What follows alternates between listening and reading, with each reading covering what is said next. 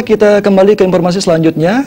Dan serangkaian memperingati hari lahirnya Pancasila 1 Juni dan Bulan Bung Karno, DPC PD Perjuangan Kabupaten Tabanan menggelar lomba baca pidato Bung Karno dan pembacaan teks proklamasi kemarin di kantor DPC PD Perjuangan Tabanan.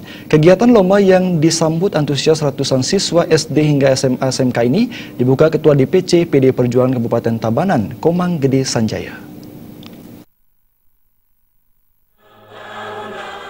Ketua DPC PD Perjuangan Kabupaten Tabanan Komang Gede Sanjaya mengatakan, lomba baca pidato Bung Karno dan pembacaan teks proklamasi diikuti siswa sekolah mulai dari SD, SMP, dan SMA SMK.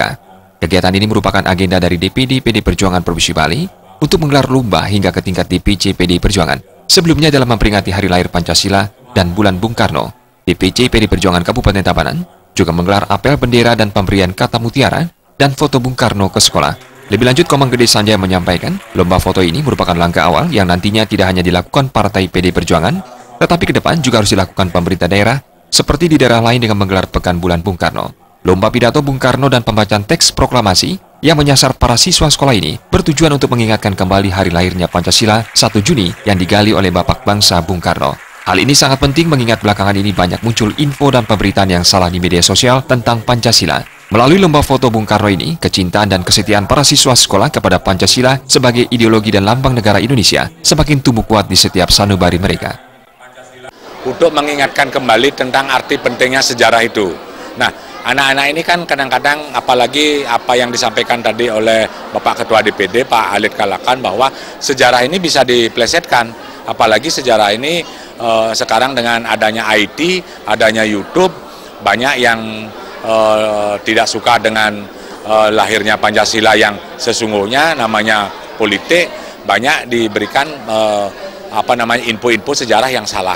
Maka dari itulah kita sebagai pemerintah, apalagi ini keputusan Presiden yang sudah ditetapkan 1 Juni sebagai hari lahirnya Pancasila, kita di pemerintah daerah maupun kita Partai PD Perjuangan wajib mengetok tularkan kepada anak-anak. Karena dalam kesempatan ini, Ketua Bapilu DPD PD Perjuangan Bali, IGN Kusuma Alit Kelakan menyampaikan tentang sejarah yang benar terhadap Bung Karno dan lahirnya Pancasila. Dikatakannya, sekarang ini banyak yang berusaha mengecilkan peran Bung Karno dalam konteks lahirnya Pancasila dan mengecilkan peran Bung Karno sebagai Bapak Bangsa.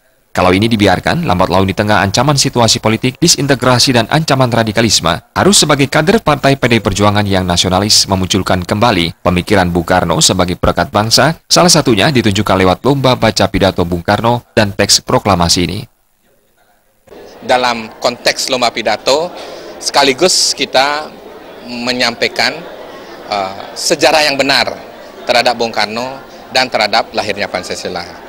Karena sekarang ini banyak yang berusaha mengecilkan peran Bung Karno dalam konteks hari lahir Pancasila dan mengecilkan peran Bung Karno sebagai Bapak Bangsa.